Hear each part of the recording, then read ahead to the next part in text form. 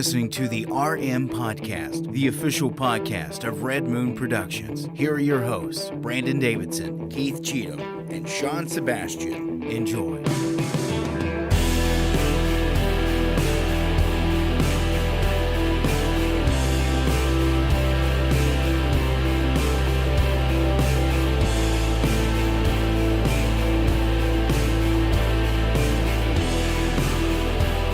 Hello and welcome to another episode of the Red Moon Podcast. Coming to you live right here on Tuesday nights at 9 p.m. on Facebook, YouTube. You can like, share, subscribe to all of our social media accounts. Check for us on the YouTubes. We need your help. We love you guys. Thanks for tuning in. I'm one of your hosts, Brandon Davidson, alongside a normal new host, Sean Sebastian. And Love will guide us. Dude Love will guide us. Dude Love will guide us. Huh. He will guide us beyond the loss of Razor Raymond. Speaking of wrestling, Raymond, you're an evil man. I have to bring it up. Look, we know he's not We're Raymond. supposed to trust the journalists that are on the news. You and think. I get Why? that some people don't follow wrestling, that it's a niche topic. But if you're reporting, you should at least make sure. Exactly. When I do my reviews, I Google how to pronounce names. Especially. I know I've butchered many, but I try not to. Especially for the lost, the ones who have passed on. Yeah. Razor Ramon, Mr. Scott Hall passed away, Mm-hmm. as well as another notable, obviously a heavy hitter in the film industry. film industry. Yes. I mean, obviously, I can't talk about just Razor Ramon. No, absolutely. He was a great actor. I mean, Yes. have you seen his performance in That's Ring? right. Just saying. Hey, a lot of the Razor's Edge. Hey, look at him. There's a lot that went into Hollywood. Just saying. I'm just saying, yes, William He Hurt didn't, but passed away yeah, at the age of 71. Yep. Very young age. Cancer. Well, he's struggled with cancer since 2018. So, I mean, obviously a huge loss. Just, again, another great loss for the year. Sucks. I mean, I really continual. do like William Hurt, so that one does You know what's sting. weird is the first performance that popped into my head of his when I saw his passing was The Village. Oh, really? I don't know why, but I think it was just because that The is a Village. great movie, though. I enjoy it. Yeah. I know a lot of people hate it. A lot of people hate, yeah. But he did great. Well, I thought he did fantastic. William Hurt in it. always does great. I mean, I've not really seen something that I was just like, I didn't like him in that. Like, I mean, he's been in mediocre movies, but he's always been good even in the mediocre movies. Yeah, I was going to say, even the bad films like The Hulk, The Incredible Hulk. Oh, that wasn't like a bad movie, though. I didn't like the movie, but I liked his character as the liked general in that movie. Yes. I think Well, he does a great job. And he's in the MCU. The rest of the MCU, Yeah. he plays General Ross. A lot of people are upset for that, too, because in the comics, he becomes Red Hulk. And there was this idea that they were building towards that with reintroducing him. And it's like, but it's also one of those things where I don't, because there are people that are actually asking for him to be recast. I'm like, he wasn't so big a character that I feel like Red Hulk's something necessary that you have to recast. I'm not against recasting a deceased actor for certain roles. No, I mean, it's we're one of those already things where having it's to like, look at that with Chadwick Boseman. Yeah, it's one of the things where it's like his character wasn't big enough that I think Marvel has plenty of time. Like, that's not something that they have to be like, oh, we need to hurry up and like figure this out. It's like he wasn't so integral to the MCU that he was integral to Hollywood. Oh, he was. Yep. He was. Yep. But no, a huge loss. One unexpected, even with the struggling.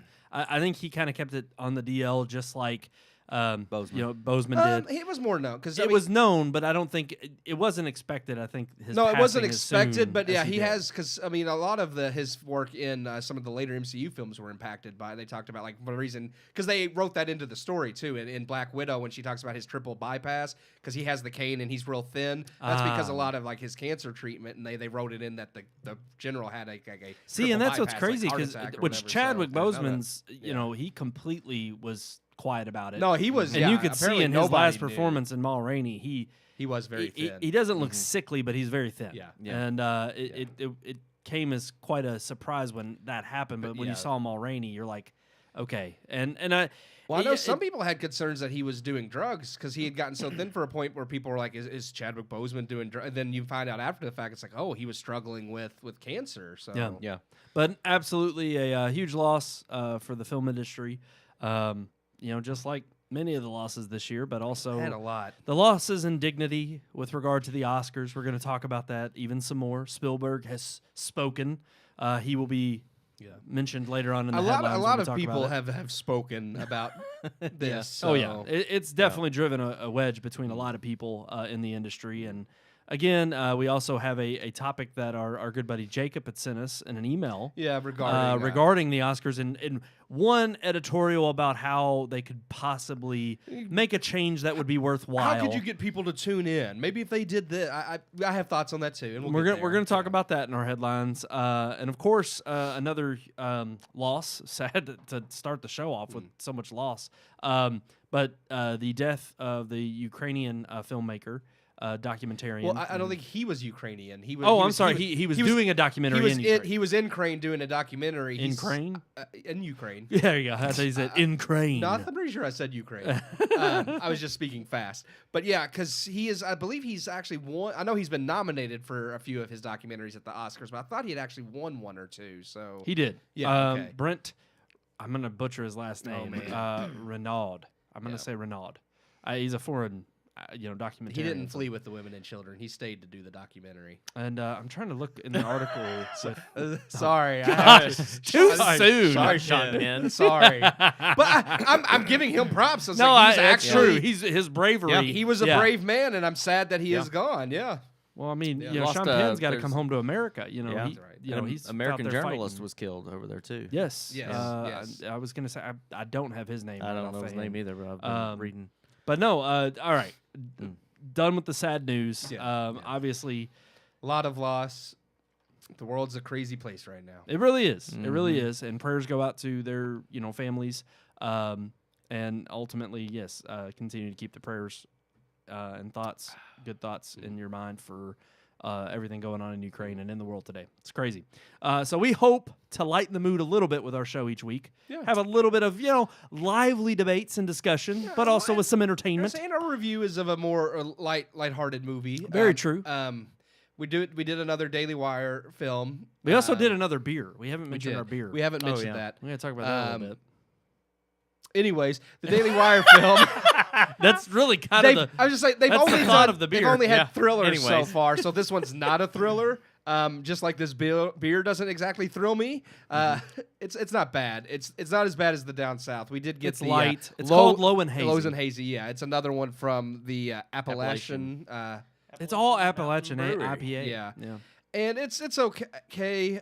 It promises like mango and pineapple and something called stone fruit that we have no idea what that is. Comes from the Middle East. Email I think us they and made that email up. us and let us know what it is. Yeah. We're probably just ignorant and we should know, but I don't know. But I don't really taste. I mean, there is a hint of some fruit in there, but it's not very flavorful. No. You get a little bit of the mango on the front end, a little bit of the, I think But you know said what? the grapefruit on the side. Yeah, there's the kind of the back sides. Of You your know what tongue. was Sour- vibrant and sour flavorful though? taste. The movie we're going to Wow, review. there's a segue. I love when he does Yeah. that. Why It don't you- was, and this is our review of the Hyperions.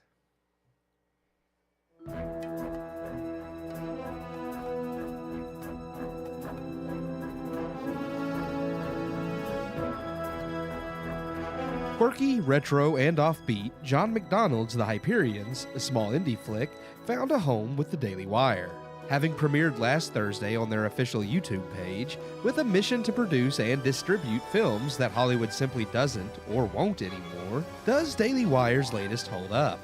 And does it set itself apart from the plethora of mundane releases we've seen from mainstream Hollywood this past year? Starring Carrie Elwes as Professor Ruckus Mandelbaum, a genius scientist and inventor of the Titan Badge. Badges designed to connect directly to a person's DNA, giving them superpowers. The film's story revolves around the Hyperions, a team of superpowered adolescents formed by Professor Mandelbaum, with the film's main plot focus on Vista, former Hyperion and adopted daughter of Professor Mandelbaum, played by Penelope Mitchell. Estranged from the professor for many years, Vista concocts a plan to rob the Hyperion's museum and reclaim her Titan badge, the thing that would give her her powers back. Set in the 60s with plenty of retro 60s homages, The Hyperions is a story about family and reconciliation.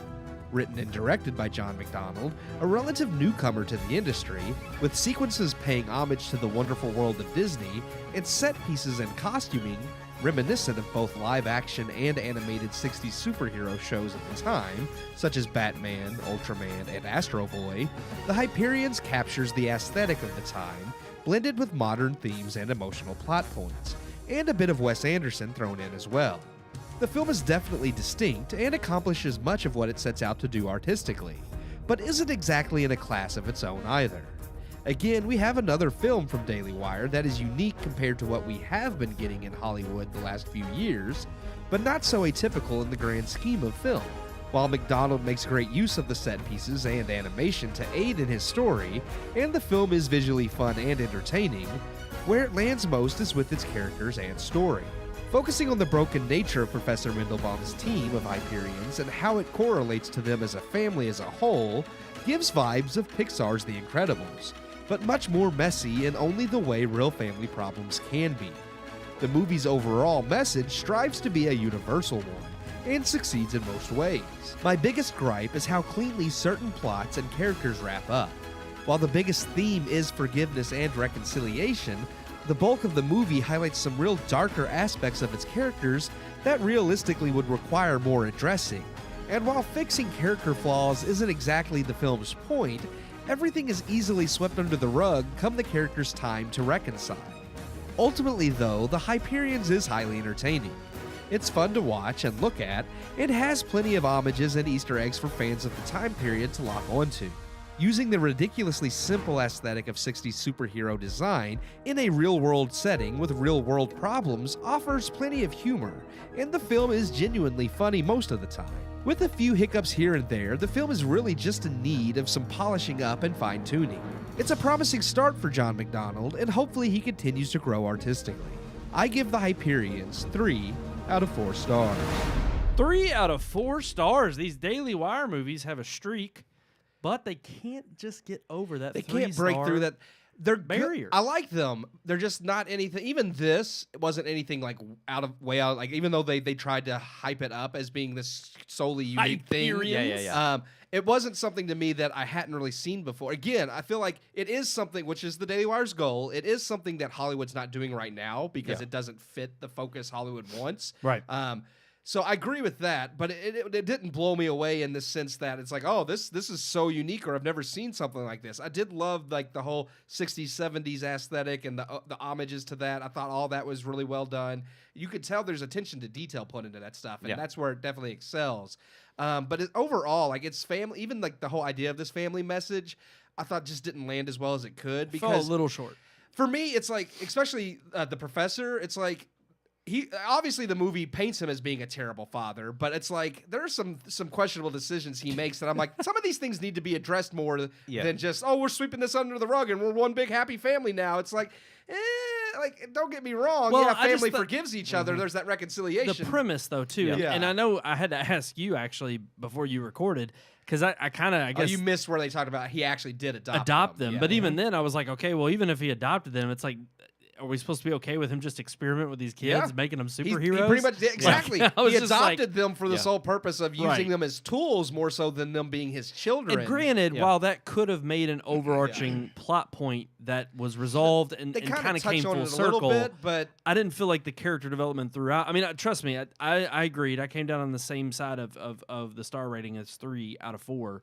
I was erring on 2.5, and I edged it out with 3 because I thought, ultimately, it's a movie that I feel like I actually will watch again because it had enough interesting aesthetic that I thought I could pull enough out of it the second time around or even a third time. That's how I landed. For me, it was one of the Daily Wire movies out of the 3 that's released that I was like, I would be more willing to watch this one again than some of the others because it's just more fun. Like, I mean, it's not perfect, but it was to me more fun. So, this is. I mean, it's definitely a different theme than what the Daily Wire's been putting out so far. Yeah. The other films have been violent and they've gritty.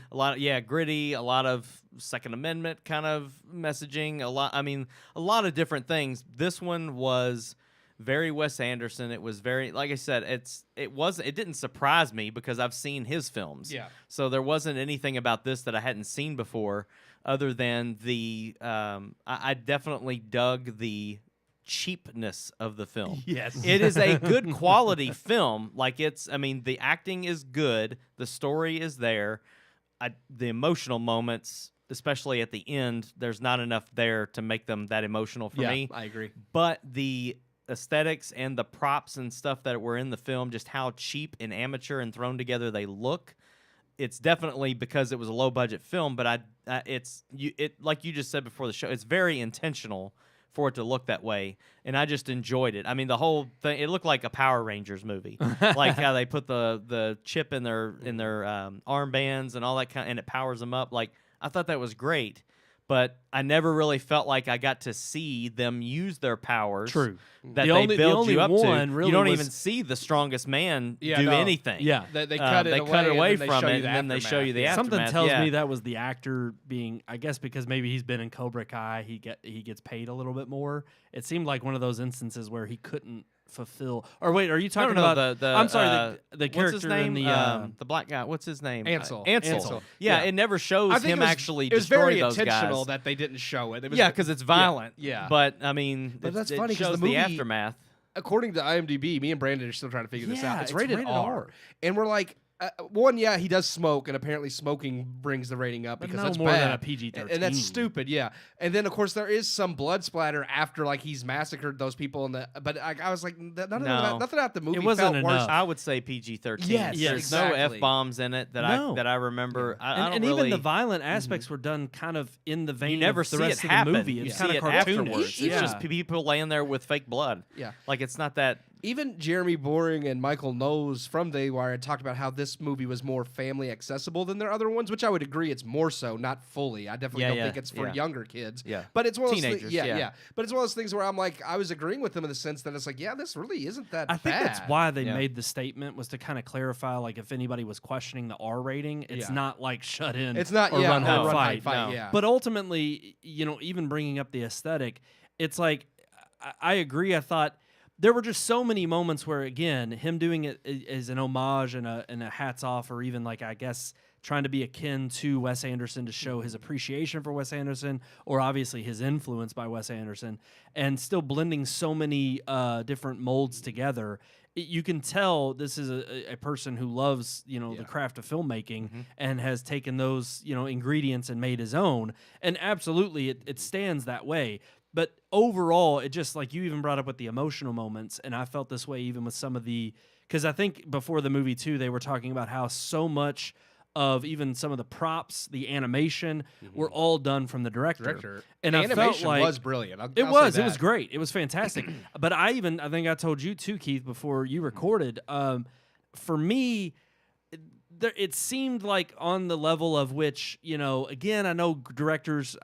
I can think of myself in certain situations of always wanting to get your vision across and get your vision on screen. Just critiquing certain I mean, And yeah, from my perspective, I was critiquing more so maybe times where he went a little too far, or maybe could have cut out some of the exposition that really didn't drive home what I was hoping. Like, I got the point long as the scene was going on, and then it was kind of like it kind of drug on a little bit too much. Some of the animation, I'm like, okay.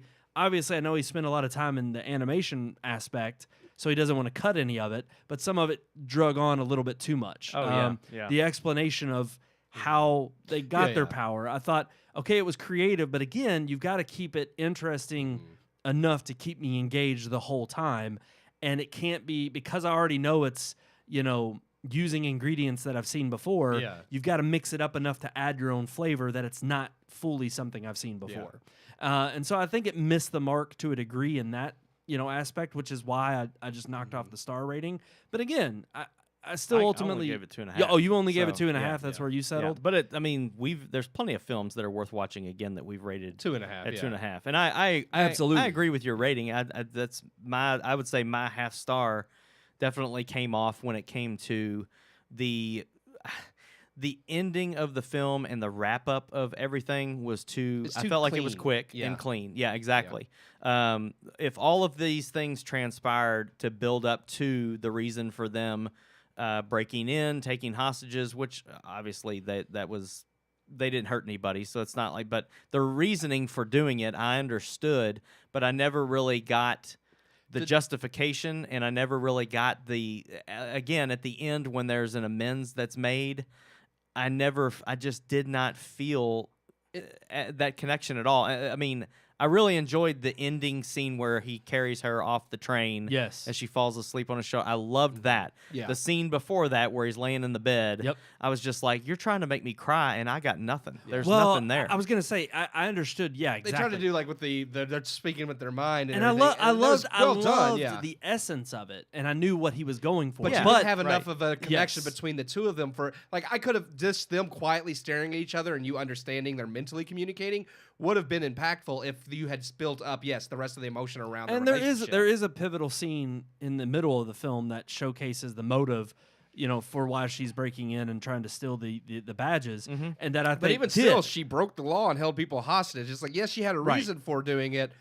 And maybe you might give her a lighter sentencing because of that, but at the end of the day, Well, she's still, you don't just like slap Yeah. on the wrist. It's fine. Plus you there know, was- you just go ahead and go away. minor spoiler alert. The scene where, again, it was a nice, intense scene, but the payoff wasn't there because of what happened like 2 seconds later. She rescues the person she's doing all this for, and tells her to go into a stall. Yeah, and yeah.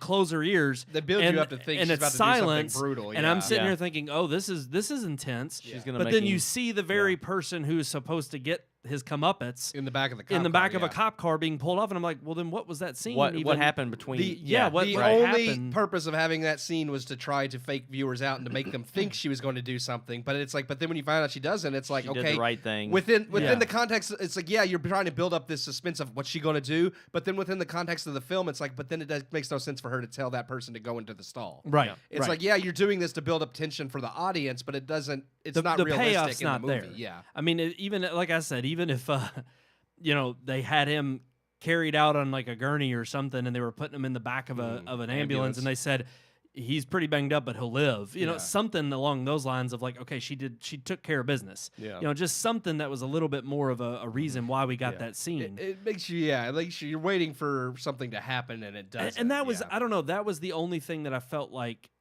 there were definitely moments where once the action got started and the tension rose, I was interested to see how everything would wrap up. But early on in the film, I just felt like a little bit too heavy on exposition of what these badges are and then how this family came to be.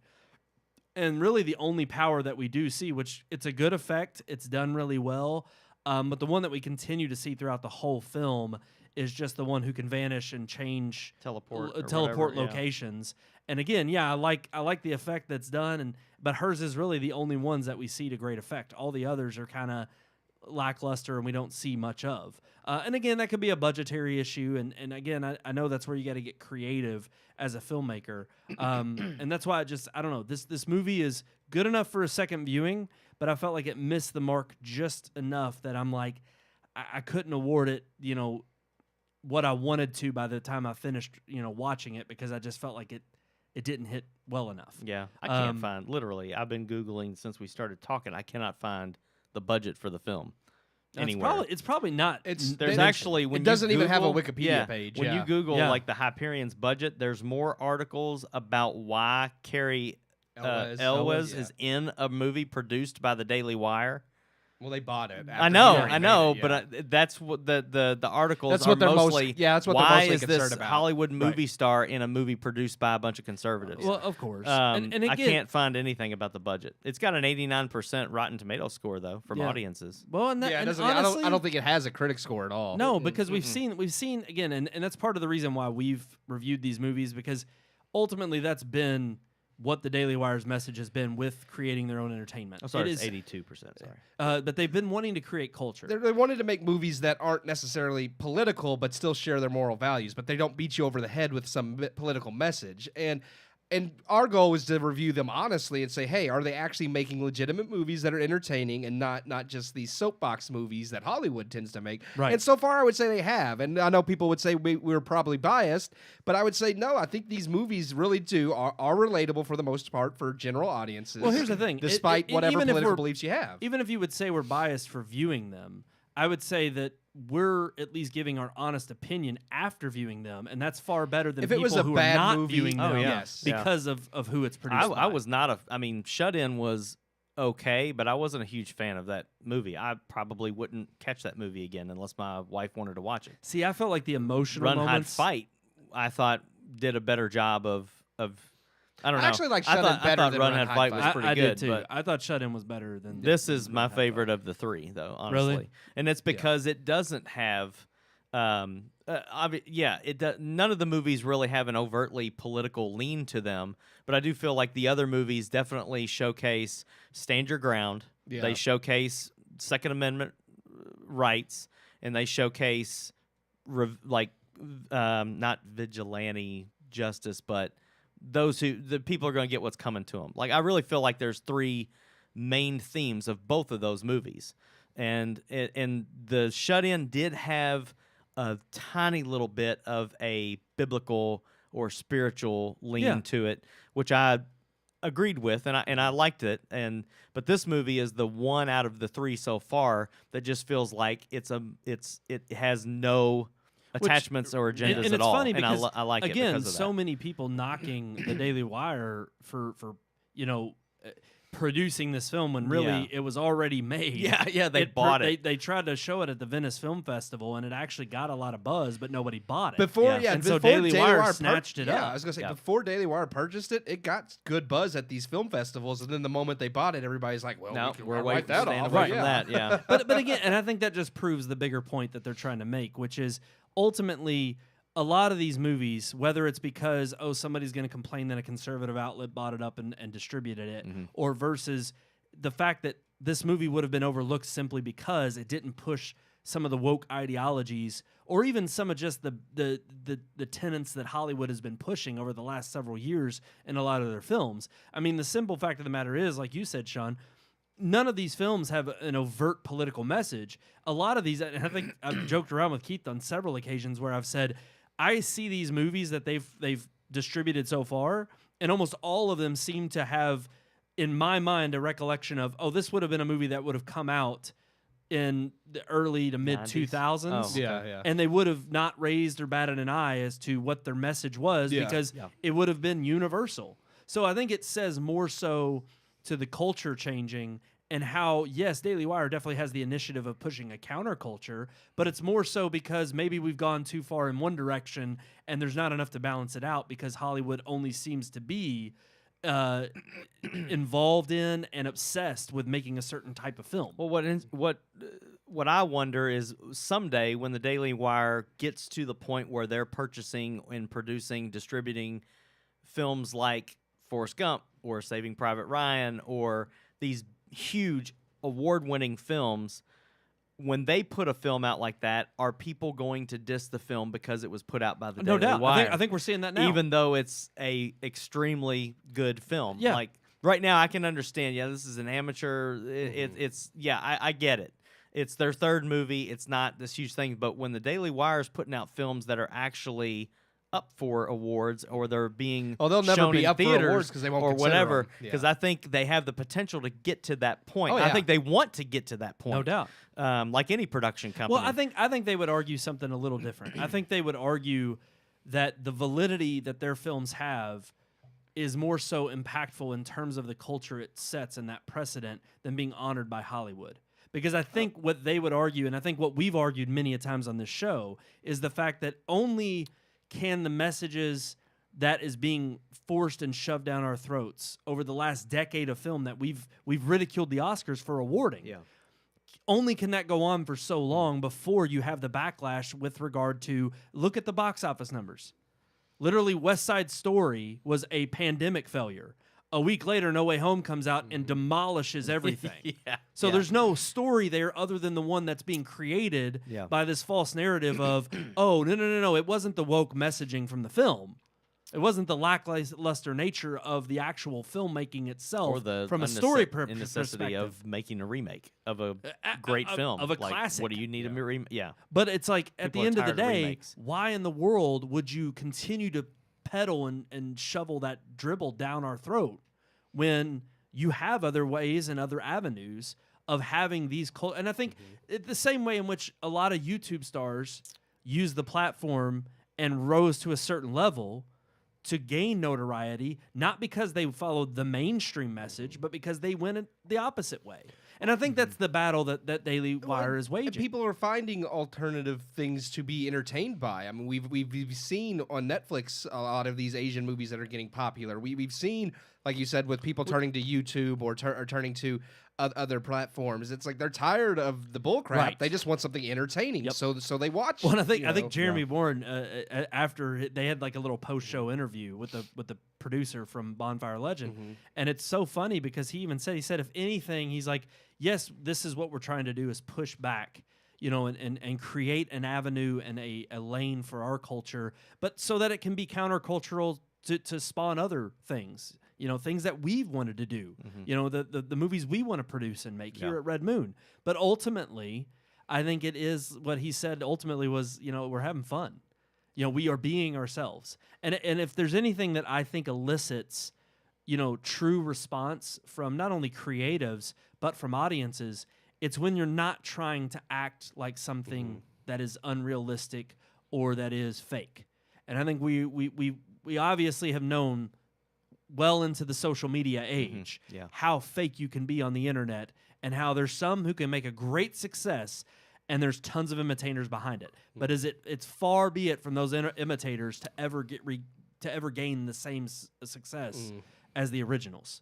And so, hey, I give them credit for trying. We'll continue to review their movies, and honestly, we're going to review them, with the critical eye that we have for all movies. Yeah, absolutely. We're not going to show favoritism. I'm not going to give them a pass.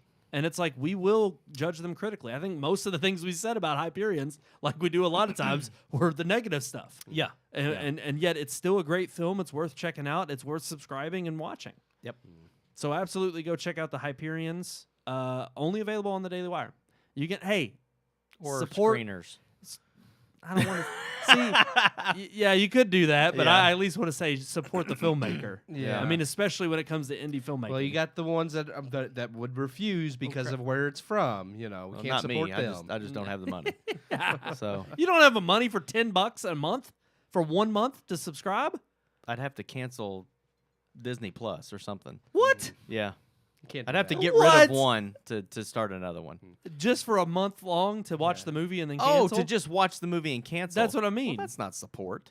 That is. They still got your $10. Yeah. Yeah, they got my Same $10. difference as paying $10 for a movie. Actually, movie well, tickets hell, are more. Yeah. You could do that with Apple that's TV why we have Plus or stubs. Disney Plus. You could watch a whole season of Hawkeye after it's released and say, I only bought the subscription for that. That's true. That's true. You got me there. You I just could, downloaded but that's it, a though. lot of effort to have to go in and cancel things. Well, and this Just is let 'em how the keep cultural charging. revolution starts. A bunch of people who say, I don't want to pay for nothing. I don't care about the filmmakers. And you know who else doesn't care about filmmakers? Here we go. I love it. The Academy. Oh, fantastic. Let's talk about some headlines.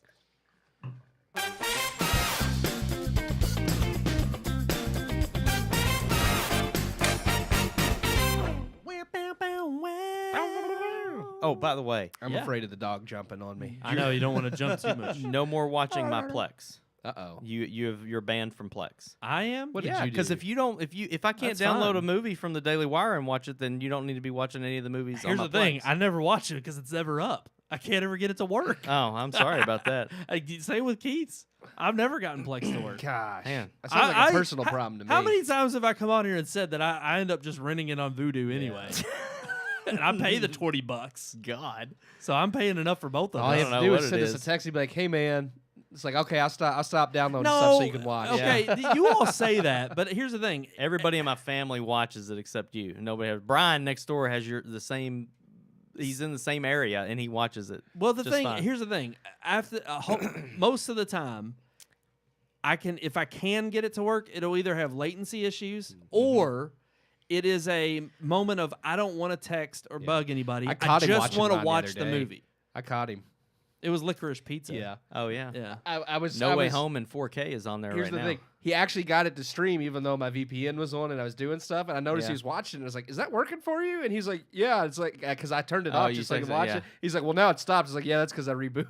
If you got the VPN on, you ain't gonna. He got it, but he said I it was was like a able very to. low quality, and then Yeah. he said when I turned the VPN off, he was actually getting higher quality. Oh, really? Yeah. We watched. Somehow we it was watched, getting through there. The Amazing Spider-Man 1 and 2 off your Plex. Oh yeah, The other night. Over the last couple of Now, nights. see, okay, there are certain films I'm okay with you because they don't deserve your money. And Spider-Man, Oh. Amazing Spider-Man 2 is one of those. Yeah. No, we have Yeah. to watch those in order to watch No Way Home. Yeah. Agreed. That's Yeah, fine. Yeah, watch them all in So- order. Andrew Garfield was fun. Yes, he was. That was fun. The story around it, I even loved his Yeah. and was it Gwen's Gwen, yeah. relationship, Yeah. which were it the- made sense because he was Mark the director Webb, of 500, 500 Days of That was the Summer. only aspect of those movies I thought was well done. Was them. their relationship. Mm. It's good. All right, let's talk about some headlines. Keith, you alluded to it there, right at the top, and it's The Academy hates itself, and I mean I truly believe that. Do they love anything? No, they love money and power. Well, they don't have that. they don't do even an have extent, I viewers. guess. They love notoriety, but only the notoriety. Oh, sorry. See, it wasn't even worth talking about. It was like, let's just go to We're story done. time. We're Let's go done. straight to the segment. I'm doing it for you, Sean. You can get home and Okay, play so- GTA. That's right. There has been the Academy has tried to point the finger at ABC. They said, "Look, we didn't want to do this. ABC told us we had to cut 8 categories, and we managed to knock them down to 5 or how many it was." Yeah. And of course, it's like, yeah, you can point the fingers at ABC, but at the end of the day, your downward trend has been going on for over a decade. And at that point, ABC had no choice but to say, hey, do something or else we have no reason to carry you. Well, we had an editorial that was sent to us that thinks they've got at least one of the ingredients for doing this, Yeah. and that happens to be an editorial from NPR. Yeah. We're going to link all it you in the had to say. description. Here's the thing. The person's a little bit bombastic. Oh, and yeah. I think It's they're obviously trying to be tongue in cheek and humorous throughout. they their are, and approach. it is like an opinion piece. I mean, It is, but they're specifically raising the idea that if so many of the best actor and actress nominations this year were eaten up by people who you have, I think, like at least 3: Will Smith, Nicole Kidman, and Javier Bardem. Yeah, that are all based on actual real people. Will Smith. Oh, you said Yes, Will it Smith. was those 3 that I know of. Oh, and did you say Jessica Chastain? I for did not. Tammy Faye? So that's 4. Yeah. So you have 4. Yeah. So basically, you have this instance of people who are depicting real life you know, Figures. and I do think he's got a point in the sense of it can be biased in this because the first thing you're going to be able to do is immediately Compare them with the real life person. and Yeah. just like we did with Rami Malek in Bohemian Rhapsody, Yeah. who did a stellar job Yep. of performing as Freddie Mercury. Well, we did it with like you look at Ashton Kutcher in Steve Jobs was awful. in that, and then of course, Michael Fassbender. Or I'm sorry. Yeah. Ashton Kutcher was in Jobs. He was in Jobs, and then you have Michael Fassbender in Steve Jobs. yeah. Right. And it's you have a lot of comparisons because obviously that's especially a more recent figure that you know, and it's like this guy's nothing like him. Yeah. I had some of those problems with that with other movies, and I do think his suggestion was acting categories just like you have an adapted screenplay and original screenplay, have like an adapted acting because he argues that it's harder to portray a real life figure and requires a different set of skills, so therefore it should be recognized differently from acting in a made-up and that it role. would free up the categories Yeah. of best actor and Yeah. actress for more people to be nominated solely on original work, and then you can nominate more people, and it would pull in audiences because people love to see like the adapted, like who's Two things. I think he's got a point in one instance of an understanding that yes, you know, original work versus the comparison of a real life person. However, there are years where you don't always have biographies. Yep. That you may only have one or two Or enough good performances ones that you think that it would the be actors, worth it. Yeah. because we've seen plenty of bad performances, but also you have this instance of okay, he even brings this argument up in his article or his editorial about well, what do you do? Do you extend that to the supporting actor and actress? I mean, He in argues case, that it's really like- don't even need actor or actress. It should all just be acting. See, I know he Yeah, he that's- mentioned that he a couple of years ago made a gender neutral category, but again, I'm like, I think then you. Yep. And they said a lot of people fired back and gave him the. But then you have the MTV Awards where they did make it gender neutral and they were praised because women should be considered just as good as men. Here's the thing: you take away from the unique roles of both the genders. Oh, I'm and the not sexes. arguing for no, it. I know, but Yeah. he even said he got fired back from a lot of people who responded saying, but there's also instances where you're going to have maybe sometimes where men outweigh the women performers. They said and if then you they do get that, then overvoted. it'll all be men voted on, and then the women will Of never course get they're gonna acting come from that categories. angle, Yeah, right. yeah, Yeah. and I disagree with that to an extent too. But yeah, I just want Because I'm sure they would praise it if all women got nominated. To me, yeah, obviously there are the years where you don't have a lot of performances based on real life people, but at the same time, at the end of the day, I do agree it takes a different set, like different types of skills, but it is all still acting. And if you're a phenomenal actor like Daniel Day-Lewis and Lincoln, you can do, made up roles and Lincoln, and it's like, I mean, just because he's good at both. Saying though that like The Darkest Hour, so that he's saying that Gary Oldman. Gary Oldman. I always say Oldham. Gary Oldman would not have gotten Best Actor for that film. He should have got would have only got like best adapted acting. or Well, whatever. he also however. said too in that performance he might have been helped too by the amazing prosthetic work from the makeup, who also won that year for best makeup. Yeah. But ultimately, because sometimes maybe the illusion of the character is propped up by other external circumstances that warrant favoritism towards that actor, and I honestly That's do all of think. them. I mean, even in Spencer, Kristen Stewart had to have tons of makeup and a wig and everything to play but again, Diana.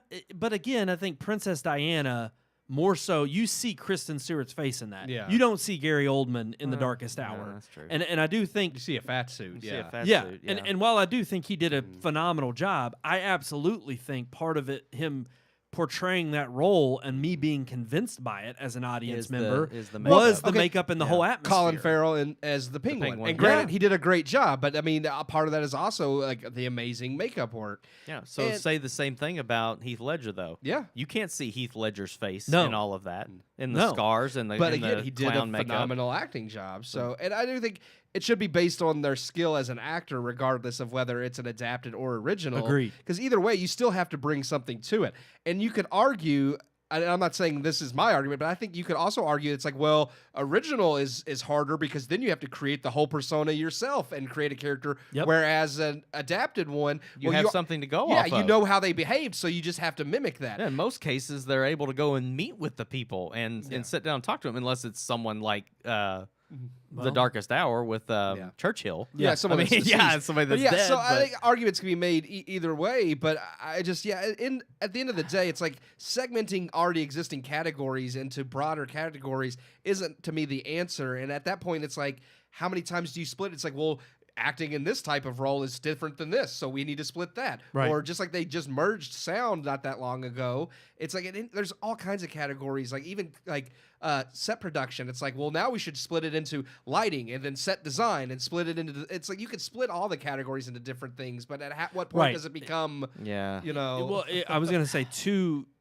broken up. Yeah. And it becomes too. I mean, again, if anything, you could make the argument he's trying to make by just saying instead of trying to separate it in two distinct categories, do the same thing that you did with Best Picture. Just open the category up. Instead of 5 nominees, make it 10. I mean, if you're going to do that, and it's Yeah. like, then you at least have the ability to have other actors and actresses. Because here's the thing. Again, I feel like this is such a nuanced argument and so particular because there's going to be years undoubtedly that we don't have biopic picks. So why the hell should then we you run have a into the- specific category for I say it? then you run into the Golden Globes problem where you have best drama, best comedy, and you have random or music and comedy, and you have weird movies in that segment because they need to fill the music and comedy segment. Where Right. none of them are actual musicals or comedies. And and I will say he brings up that point specifically at the end of the article about how this is not going to fix the problem of overarching stigmas that we've seen throughout, Oscar history forever, which is that gritty dramas tend to almost always get the spotlight over the comedy films that we've seen that have been ingenious and ultimately are a lot harder to pull off sometimes than the drama films. And this kind of goes along to the first point I think you were bringing up, which was, now we have another heavy hitter, Spielberg, mentioning about how he doesn't think this was the right move for the Academy to pull this, of recording certain awards being, filmed and then just broadcast during the show. The whole thing is a collaborative, work. Exactly. Like, it's not just, it's not just the director who does it. It's not. He mentioned specifically some of the movies he worked on, like Jaws. He's like, without John Williams or without, the person who designed. I don't have to pull up the actual. Wow, quote. who did the theme?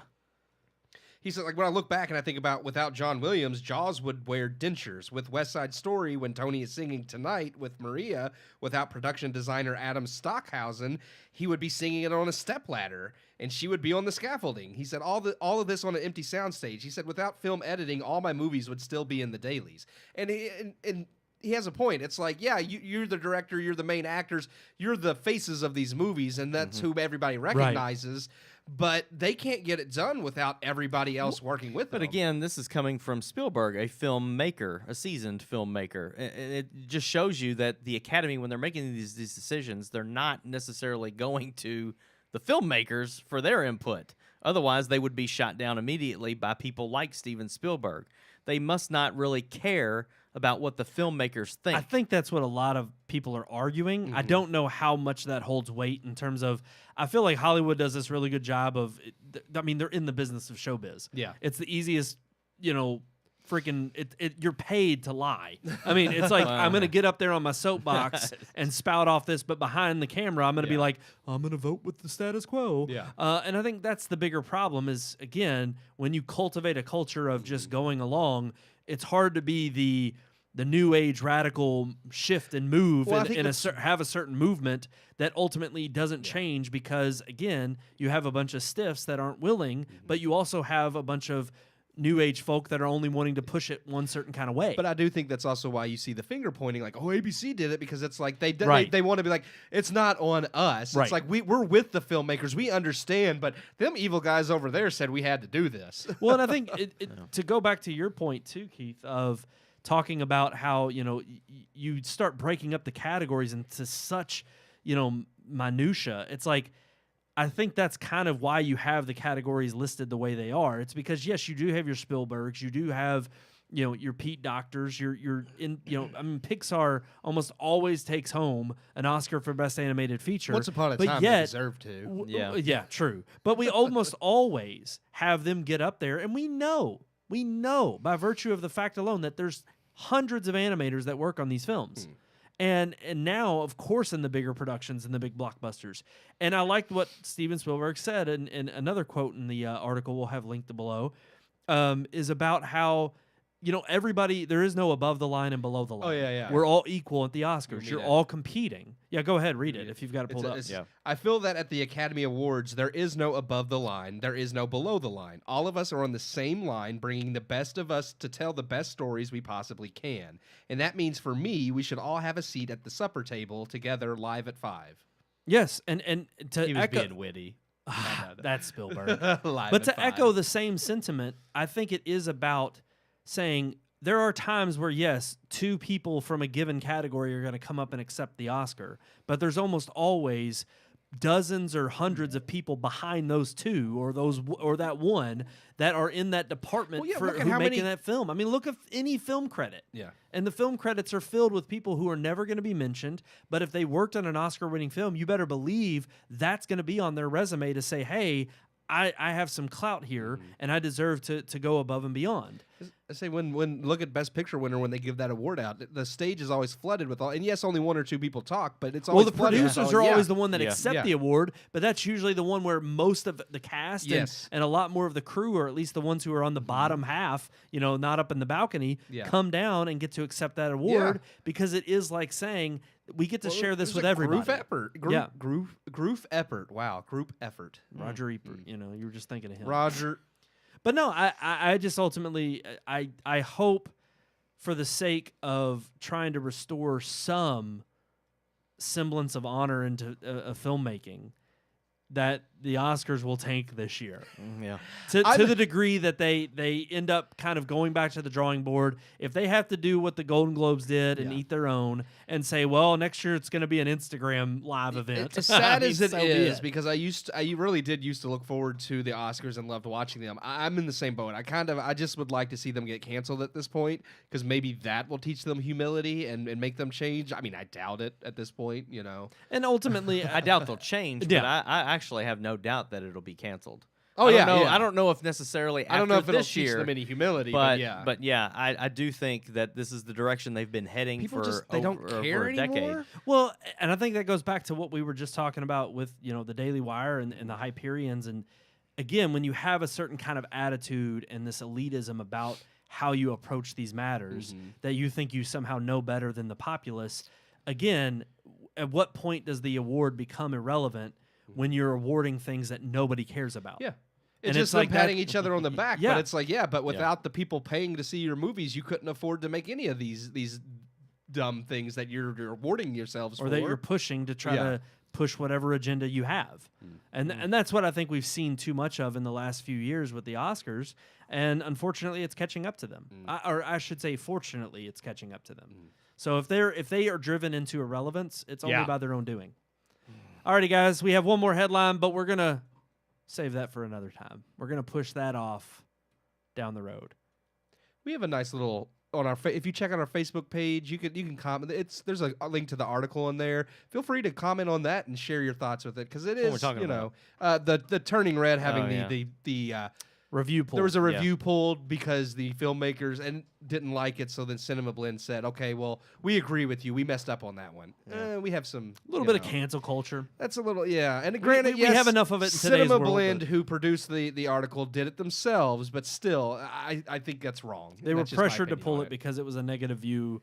They said of they a didn't review of edit a it film. properly, and they'll hand the review to someone else, which is BS. Somebody that'll write it the way they want. Yeah. Right. Yeah. Pretty much.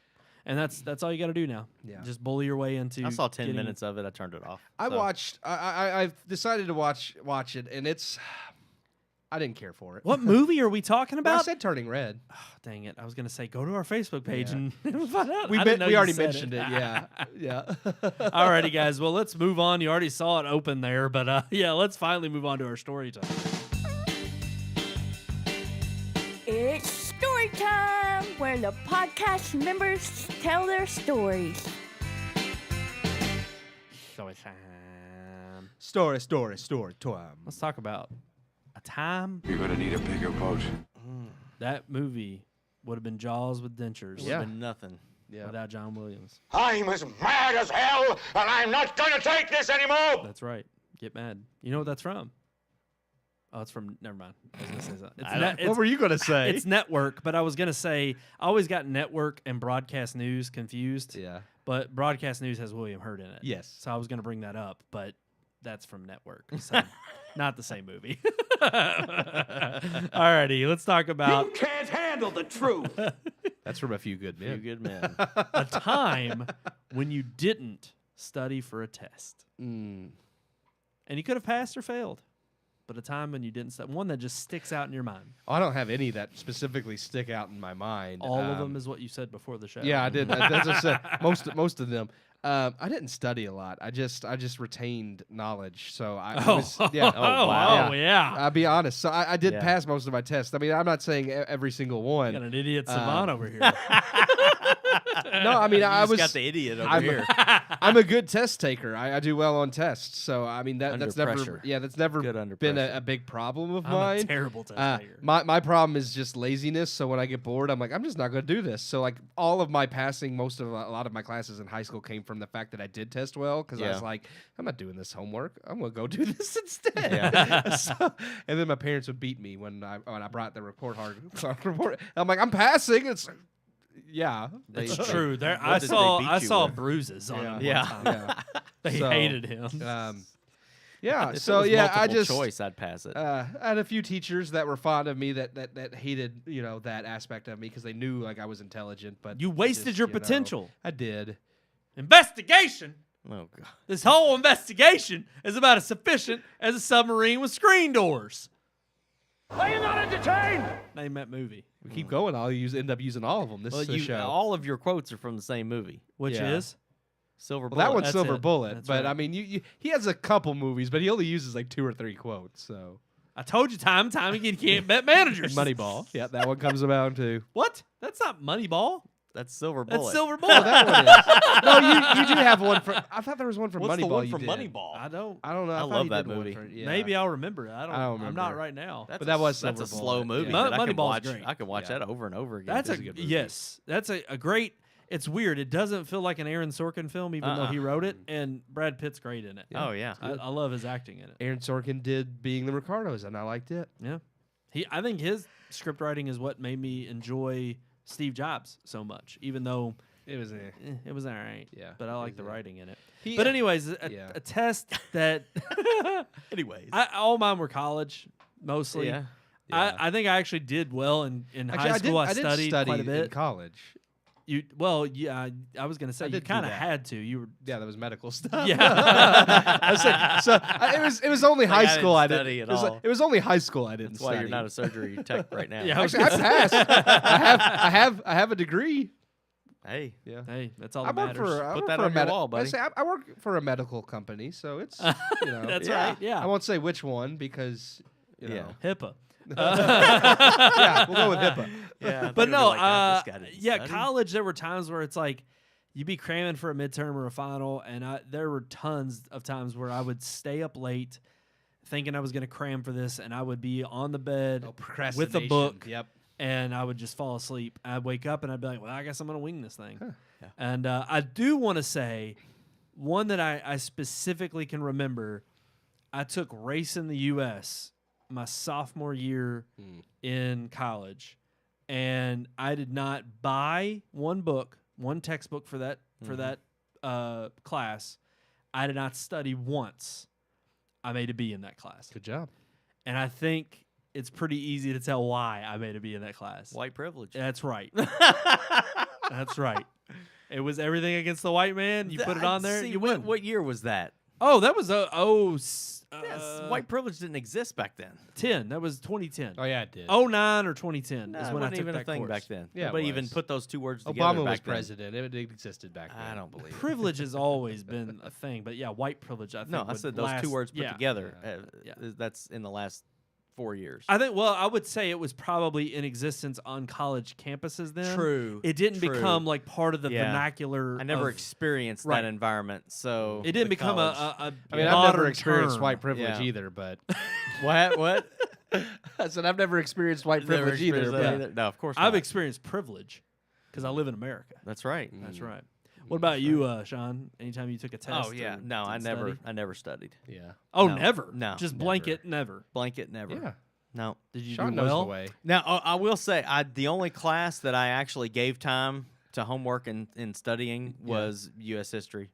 I loved Actually, it. yeah, I But did that really was well the in only history. one that interested me.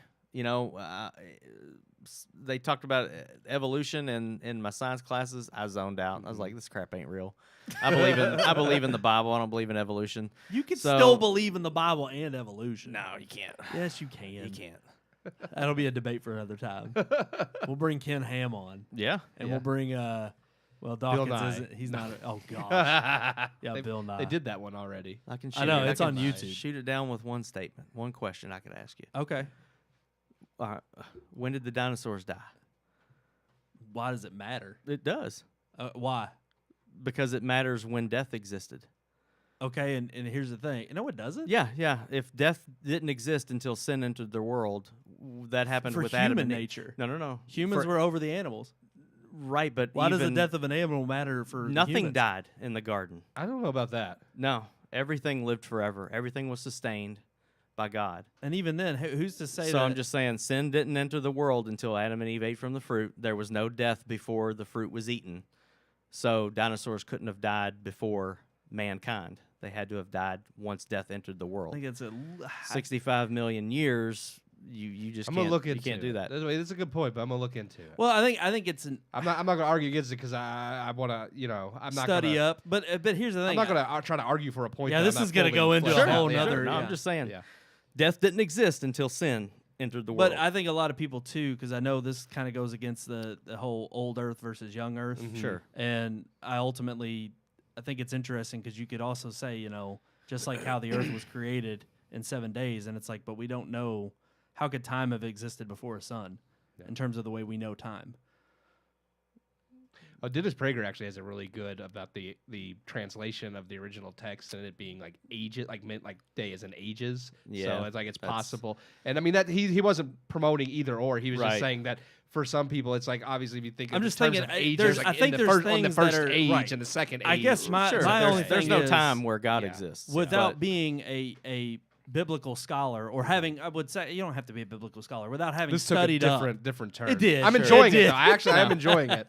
But without having studied up on Killing it, me, Small. I would say My goal is to use all of them now. No, don't. Some of I them lost suck. my train of thought. Go ahead. Gosh, no, I'm losing it. I don't remember now. It's okay. We don't have to But get into it. It's like I do think that while again these are secondary issues. I don't Sure, think it's not a salvation issue at all. No, not at all. Yeah. But I do think it's interesting that when you get into a very literalist perspective, you can't be literal with God, because God is outside of time and space as we know it. So sometimes you can take supernatural instances and say that God could have explained it through something like evolution without us understanding how evolution started or existed before we knew it, or before the examples that we have today that may point to it. If evolution existed, it would still be evolving. But well, They wouldn't have just stopped. argue we are, yeah. Yeah. We But argue Well, monkeys are. aren't turning into people. but I don't think that's evolution. That's not the basis of Charles Darwin. Even Charles Darwin circled back around and said that evolution wasn't about monkeys evolving into people. It was about things change over time and adaptation. Adaptation is, I do believe in it. and in adaptation is, Like the I think, finches something. with their yeah. beaks. I know Right. about that one. Sure. And so I think subtle things change over time, but that's a The amount of time is the issue for me. I believe if you put, human beings are a perfect example. You put humans in space, our muscles atrophy, we adapt to space. That happens in days after being on the International Space Station. It doesn't happen after thousands or millions of years. It happens literally in days. right, but that's one So- instance of something that happens to us physically Sure. in this moment. But I think there's things that prove that the things that look like they can take a long amount of time can also happen in a short true. amount And of here's time. the thing: I wouldn't argue. I'm going to go home and study about it. That's good. No, Yeah. that's good. That's good. Look at the only time in my life I There's nothing studied. wrong Like with that. Mount St. Helens erupted. It created a canyon about an eighth of the size of the Grand Canyon, but it created it in 4 hours.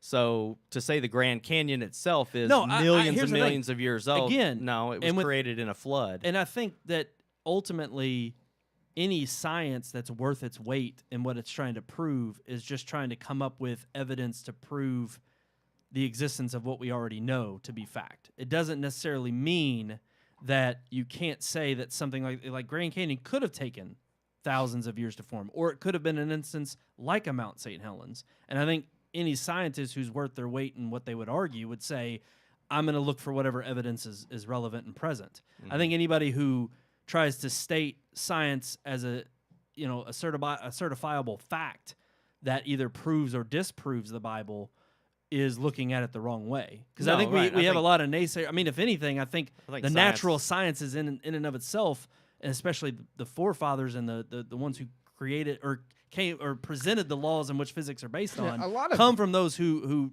had faith I in say God. a lot and of tried to prove scientific existence. discoveries came originally from the church that was trying to prove, that their The existence doctrine of was God, yeah. existence I of God. I think science affirms the Bible. Oh no, And absolutely. I think the Bible is 100%. literal truth. I mean, otherwise... But there- literal in- truth in doesn't mean literal. In the New Testament, Jesus says a day to God is like 1,000 years to man. Does that mean that 7 days was only 7,000 years? Possibly. It No, could be. it doesn't. It just means that God and could have been time 10,000. I don't know. That's exactly, and that's like again, and going back to like, But we don't know it's that not an apples or we oranges don't know. comparison. God's Yeah. outside of time. We don't He does know not that it view was time the same millions way of we years do. either. Yeah. There's So- no viewable evidence of that. I like this story time better So- than our original. I know one. this, Yeah, honest this with turned you. out to be really Just good. like better. 10 years ago, they found soft tissue of a dinosaur, and Yeah. there's physically, it's impossible for soft tissue to exist over 65 millions of years. Impossible. Even evolutionists say, no. We have to find a way to explain this soft tissue, this actually smushy, But again- pliable tissue. But So again, it's that, like, okay, but that's because of where their starting point is. They Right. firmly believe that everything is millions and billions of years old, so therefore there's no possible way this soft tissue could exist. But I think no. So I they have to think- try to no, find a way I- to I make it think work. That's an argument though too that you're forcing upon someone who's just being skeptical. The same way any physicist or a biologist would say, based on the evidence that we know to be true, doesn't mean that there aren't external circumstances that can happen yeah. in the extraordinary. yeah. But it ultimately comes back to, okay, this is something that is a new discovery. We shall discover it and figure it out. It doesn't mean that it's going to lead again to the existence or even the to me, it does lead to the existence of God, because ultimately I think we're finite creatures who can only comprehend so much, Yeah, and that that's we'll true, never yeah. know the true existence of God until we meet him in the flesh or in the afterlife. Yeah. But ultimately, I don't think that one argument versus the other is necessarily to try to. I think any kind of argument to try to further prove how God is so magnificent ultimately becomes the glaring issue at present. It's saying, okay, even if I can comprehend this and find the genesis of this one thing I'm trying to prove, there then becomes another problem that has to be solved. And there's an endless amounts of, okay, well, even though you've explained, I mean, that comes all the way down to particle physics and the fact that you can get down to a Planck length, which is the smallest known particle in the universe. And it's like, okay, but what created the Planck length? Why? I mean, something so small. It's like that didn't just arrive out of nowhere. I mean, Right. even the No, people who yeah. believe in the Big Bang, it's like, but there still had to be something that Something initiated created the Big Bang. Right. Or the particles therein that lie therein with the Big Bang. So it's like understand. I can perfectly see people who argue on behalf of the Big Bang, and they may argue from an atheistic or agnostic perspective. Sure. But that doesn't necessarily mean that they've proved the non-existence of God. I think quite the opposite. No, I think just- I it think- reveals the magnificence and the if you don't preponderance of take him God. at his word, then I feel like you take the magnificence away. If God can't create the earth in 7 24-hour days, then he's not See, God.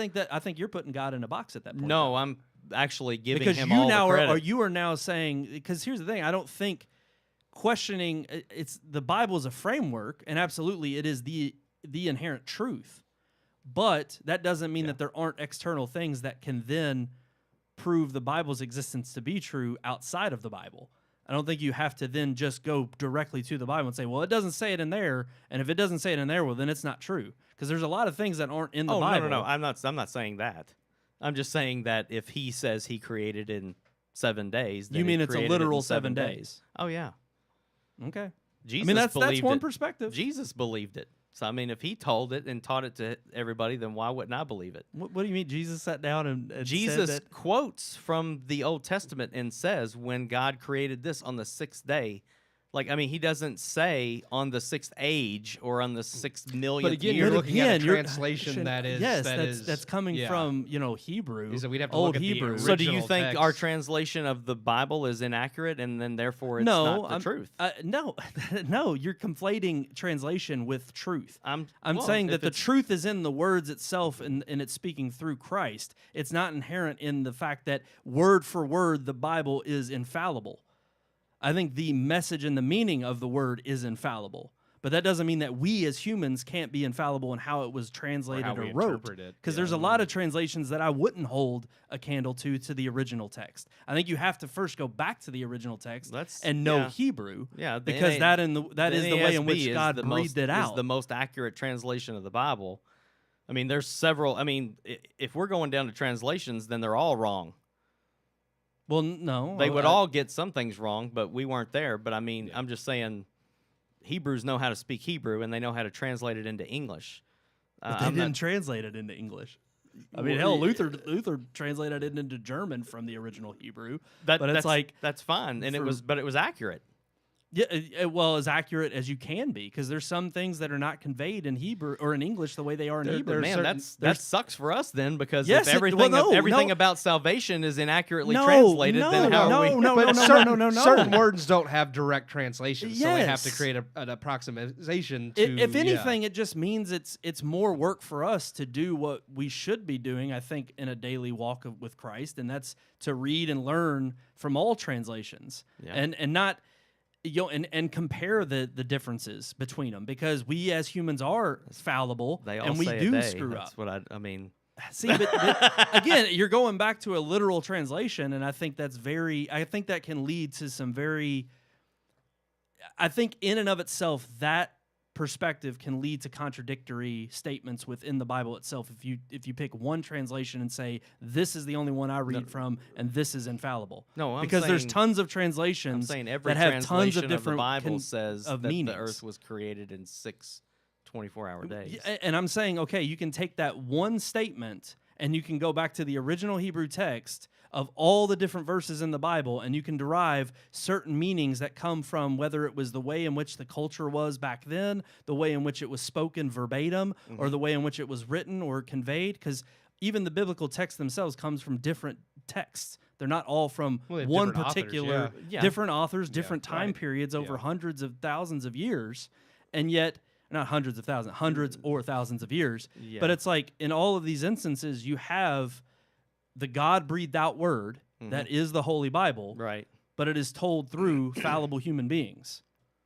And that doesn't mean the Bible is wrong. Yeah, I was going to say the Bible's not fallible. No, but you can't also sit there and tell me, well, this is the NIV and everything in it is absolutely 100% No, the true. the NIV's not good. Or the ESV, whatever English translation, because there's some things in English that are not conveyed unless you do know the Hebrew text, which is where I'll go to church. I'll study for myself if again, as I should be, more learned or hopefully, want to do as a good and faithful servant to strengthen my faith so that when I'm presented with certain arguments like these, I have a better case or better evidence.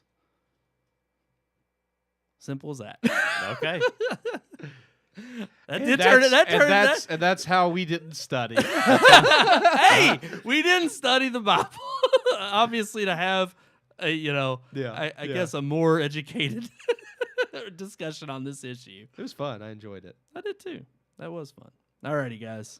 That's going to do it for this episode of the Red Moon Podcast. Thank you all so much for tuning in and watching. We appreciate all of your comments. If you did comment tonight, if you didn't, like, share, subscribe right there at the bottom of your screen. Red Moon Book, Red Moon Tweet, Red Mon Pics, and search for Red Moon Productions on YouTube. Don't do it yet. I know he's getting ready. I'm waiting. And, of course, you can email us at rmpodcast@redmoonproductions.com. There you go. Alrighty, that's going to do it for this week's episode.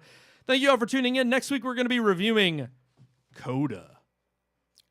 Yeah, Sean's face. He was like, really? It's one of the best picture noms. I know. Oh, We're getting closer. The Oscars, they air. It's Apple. We have one more show next week. We're going to give our picks of what we think will win and what we hope to win. That's why we were That's doing next Coda, week's show. because we didn't have a major release, and after next week is the Oscars. Is the actual so we Oscars. just figured, yeah. So we got to give our picks of what we hope and what we think will win next week. That's all coming up on our pre-Oscar show. So until next time, I'm one of your hosts, Brandon Davidson, alongside our normal new host, Sean Sebastian. And Show me the money. is that all of them? No, but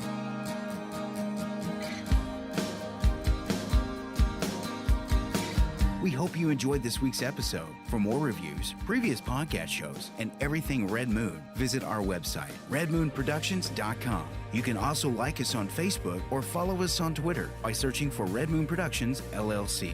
We'll see you at the movies.